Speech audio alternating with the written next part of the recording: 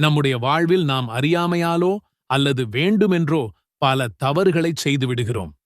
அந்த தவறுகள்தான் நம்முடைய மன அமைதியை குலைத்து இறைவனின் நெருக்கத்தை விட்டும் நம்மை தூரமாக்குகின்றன.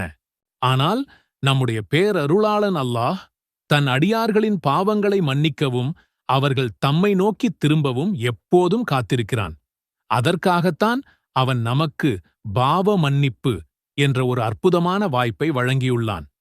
இன்று நாம் அந்த பாவ மன்னிப்பை பெறுவதற்கான ஒரு எளிய ஆனால் மிகவும் சக்தி வாய்ந்த துஆவை பற்றி பேசப் போகிறோம். அதுதான் அஸ்தக்ஃபிருல்லாஹ வ அதூபு இலைஹ்.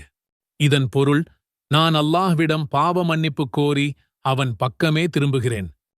இந்த சிறிய வாக்கியம் நம்முடைய கடந்த கால தவறுகளுக்காக வருந்துவதையும் எதிர்காலத்தில் நன்மையான வாழ்க்கையை வாழ உறுதியேற்பதையும் உள்ளடக்கியுள்ளது.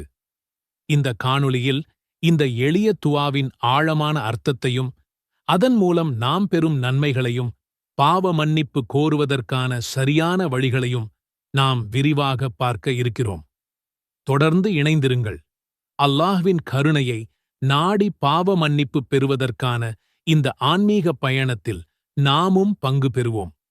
இந்த துஆவை உள்ளபூர்வமாக நாம் ஓதும்போது அல்லாஹ் நம்முடைய சிறிய மற்றும் பெரிய பாவங்கள் அனைத்தையும் மன்னிக்கிறான். ஒரு அடியான் தன் தவறை உணர்ந்து அல்லாஹ்விடம் மன்னிப்பு கேட்கும்போது அவன் அந்த அடியானை நேசிக்கிறான். நபி ஸல்லல்லாஹு அலைஹி வஸல்லம் அவர்கள் ஒரு நாளில் 100 முறைக்கு மேல் பாவ மன்னிப்பு கோரியுள்ளார்கள். நாமும் இந்த நன்மையை தவறவிடக்கூடாது. நாம் பாவம் செய்யும்போது நம்முடைய மனம் ஒருவித பாரத்துடனும் குற்ற உணர்வுடனும் இருக்கும்.